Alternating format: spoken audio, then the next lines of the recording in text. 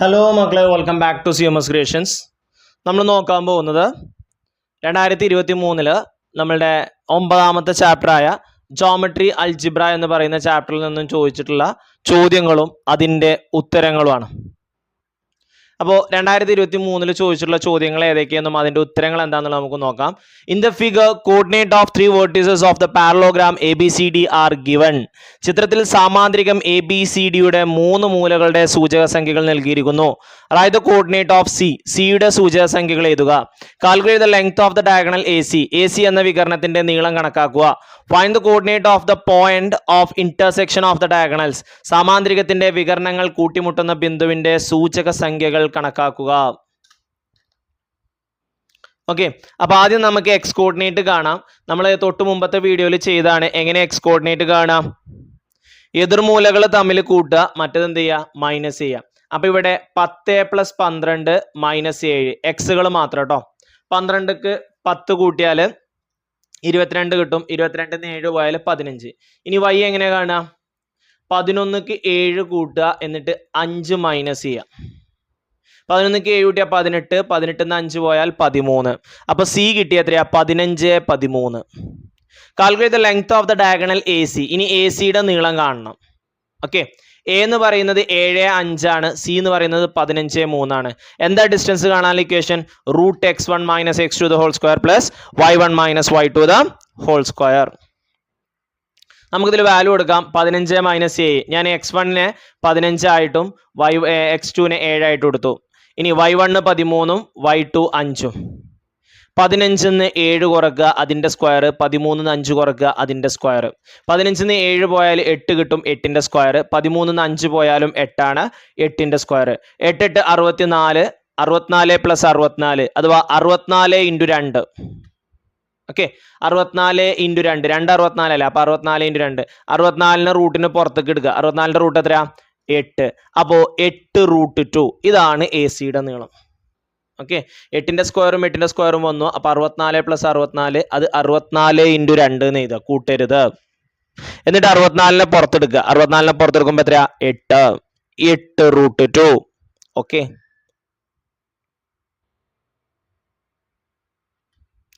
then find the coordinate of the point of intersection of the diagonals. വികരണങ്ങൾ പരസ്പരം കൂട്ടിമുട്ടുന്ന ബിന്ദുവിന്റെ സൂചക സംഖ്യ കാണാനാണ്. സാമാന്ത്രികത്തിന്റെ വികരണങ്ങൾ കൂട്ടിമുട്ടുന്ന ബിന്ദുവിന്റെ സൂചക അതെന്ന് പറയുന്നത് ഒന്നുകിൽ AC-യുടെ മിഡ് പോയിന്റ് അല്ലെങ്കിൽ DB-യുടെ മിഡ് പോയിന്റ്. വികരണങ്ങൾ പരസ്പരം സമഭാഗം ചെയ്യും. Diagonals are bisect each other. വികരണങ്ങൾ പരസ്പരം സമഭാഗം ചെയ്യും, അഥവാ മിഡ് പോയിന്റിലായിരിക്കും കൂട്ടിമുട്ടുക. ഓക്കെ, അപ്പൊ AC-യുടെ മിഡ് പോയിന്റ് കണ്ടാൽ മതി.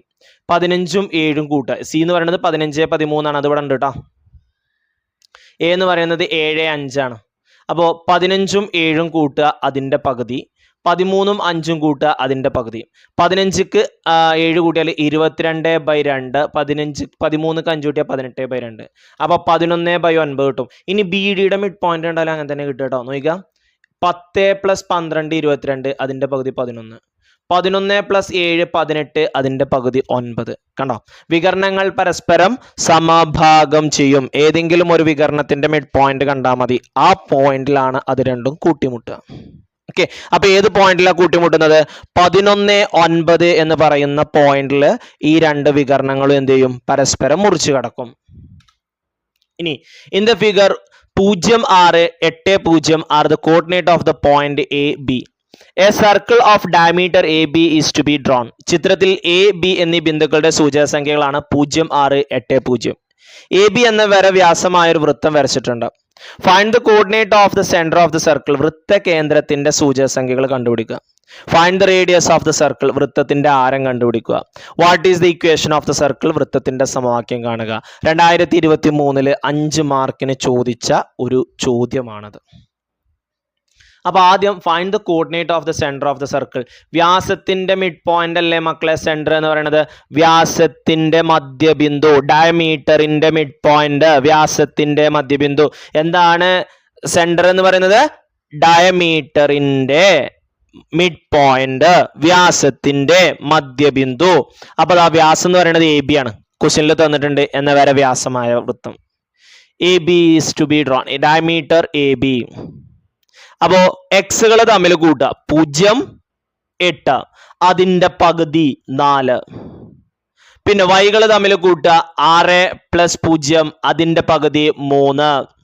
8ക്ക് 0 കൂട്ടിയാൽ 8 കിട്ടും, 6ക്ക് 0 കൂട്ടിയാൽ 6 കിട്ടും. 8ന്റെ പകുതി 4, 6ന്റെ പകുതി 3. അപ്പോൾ സെന്റർ എത്രയാണ്? കേന്ദ്രം അത് 4, 3 ആണ് മക്കളെ. എത്രയാണ്? 4, 3. ഇനി റേഡിയസ് കാണണം മക്കളെ. റേഡിയസ് കാണാൻ ഇത് കോർഡിനേറ്റ് ആക്സിസ് ആണ്, ഇത് എക്സ് ആക്സിസും വൈ ആക്സിസും അല്ലേ. അപ്പൊ ഇവിടുത്തെ കോണ് 90 അല്ലേ. എ ബി വ്യാസമാണെങ്കിൽ ഈ കോണ് 90 ആണെങ്കിൽ ഓ എവിടെയായിരിക്കും? ഓൺ ദ സർക്കിൾ ആയിരിക്കും, വൃത്തത്തിലായിരിക്കും. ഓക്കെ, അപ്പൊ അങ്ങനെയാണെന്നുണ്ടെങ്കിൽ ഒറിജിനിൽ നിന്നും സെന്ററിലേക്കുള്ള അകലം അത് കണ്ടാൽ പെട്ടെന്ന് റേഡിയസ് കിട്ടൂലേ. അപ്പൊ x² + y², 4ന്റെ സ്ക്വയർ + 3ന്റെ സ്ക്വയർ, 16 + 9 25, 25ന്റെ √5. മക്കളെ നിങ്ങൾക്ക് റേഡിയസ് ഇങ്ങനെയും കാണാം കേട്ടോ. ഇവിടെ നമുക്ക് കിട്ടിയ സെന്റർ എത്രയാ? 4, 3 ആണ്. അപ്പോൾ 4, 3 8, 0ക്കുള്ള അകലം. 8 4 പോയാൽ 4, 0 3 പോയാൽ 3, അതിന്റെ സ്ക്വയർ ഇതാ. ഇനി ഇവിടെ എങ്ങനെ എടുക്കാം? 0 4 പോയാൽ -4, അപ്പൊ -4ന്റെ സ്ക്വയർ അത് 16 ആണ്. 6 3 പോയാൽ 3, 3ന്റെ സ്ക്വയർ അത് 9 ആണ്. എങ്ങനെ ചെയ്താലും റേഡിയസ് നമുക്ക് എത്ര കിട്ടുക? 5. അപ്പൊ റേഡിയസ് കിട്ടിയ എത്രയാ? 5. ഇനി ഇക്വേഷൻ കാണാലോ. സർക്കിളിന്റെ സെന്ററും റേഡിയസും കിട്ടിക്കഴിഞ്ഞാൽ നമുക്ക് ഇക്വേഷൻ കാണാലോ. സർക്കിളിന്റെ സെന്റർ 4, 3, റേഡിയസ് 5. എന്താണ് ഇക്വേഷൻ? എന്താണ്? x minus a the whole square plus y minus b the whole square is equal to r square. a എന്ന് പറയുന്നത് 4 ആണ്, b എന്ന് പറയുന്നത് 3 ആണ്. അപ്പോ x minus 4 the whole square, y minus 3 the whole square is equal to radius 5. ഫസ്റ്റത്തേന്റെ square minus ഇത് 3 ഗുണിക്കുക, പിന്നെ രണ്ടാമത്തേന്റെ സ്ക്വയർ. അപ്പൊ x² - 2 × 4 8, 8 × x 8x പ്ലസ് 4ന്റെ സ്ക്വയർ. ഫസ്റ്റത്തേന്റെ square y² - 2 × 3 6, 6 × y 6y plus സെക്കൻഡിന്റെ സ്ക്വയർ ഈക്വൽ ടു 5ന്റെ സ്ക്വയർ 25. ദെൻ ആദ്യം x², പിന്നെ y², പിന്നെ -8x, പിന്നെ -6y, പിന്നെ 4ന്റെ സ്ക്വയർ 16, പിന്നെ 3ന്റെ സ്ക്വയർ 9. ഈ 25നെ ഞാൻ ഇപ്പുറത്തോട്ടിട്ടു -25. 16ക്ക് 9 കൂട്ടിയാൽ അത് 25 ആണ് അല്ലെ. 16ക്ക് 9 കൂട്ടിയാൽ 25, 25 25 പോയി. അപ്പൊ വൃത്തത്തിന്റെ ഇക്വേഷൻ എന്താ? x² + y² - 8x - 6y = 0. ഇതാണ് ഈ വൃത്തത്തിന്റെ അഥവാ നമ്മളുടെ ചിത്രത്തിൽ തന്നിരിക്കുന്ന ഈ AB വ്യാസമായിട്ട് വരയ്ക്കുന്ന വൃത്തത്തിന്റെ സമവാക്യം എന്ന് പറയുന്നത്. ഓക്കെ അല്ലേ. ഇവിടെ 16 9 25 -25 അങ്ങനെയാണ് ഇത് പോയത് കേട്ടോ. പിന്നെ x² + y² - 8x - 6y = 0. അപ്പൊ മക്കളെ ഇത്രയും ചോദ്യമാണ് ഈ വർഷത്തിൽ ചോദിച്ചിട്ടുള്ളത്. നമ്മളുടെ എക്സാം ഏകദേശം അടുത്തുകൊണ്ടിരിക്കുകയാണ്. നന്നായിട്ട് പ്രാക്ടീസ് ചെയ്യുക, നന്നായിട്ട് വർക്കൗട്ട് ചെയ്യുക. ഓക്കെ, നമ്മൾ നന്നായിട്ട് കഷ്ടപ്പെട്ട് കഴിഞ്ഞാൽ തീർച്ചയായിട്ടും അതിനുള്ള ഒരു റിസൾട്ട് നമുക്ക് കിട്ടുന്നുള്ള കാര്യം ഉറപ്പാണ്. ഹാർഡ് വർക്ക് ഇല്ലെങ്കിൽ നമുക്ക് അവിടെ ഫലം കിട്ടില്ല മക്കളെ. അതുകൊണ്ട് നന്നായിട്ട് പഠിച്ചോളൂ, നന്നായിട്ട് വർക്കൗട്ട് ചെയ്യുക, നന്നായിട്ട് പ്രാക്ടീസ് ചെയ്യുക. Practice make you perfect. നിങ്ങളുടെ തെറ്റുകളൊക്കെ മാറ്റിങ്ങാണ്ട് പ്രാക്ടീസ് ചെയ്യും തോറും നിങ്ങൾ പെർഫെക്റ്റ് ആയിട്ട് ഇങ്ങനെ മാറിക്കൊണ്ടേ ഇരിക്കും.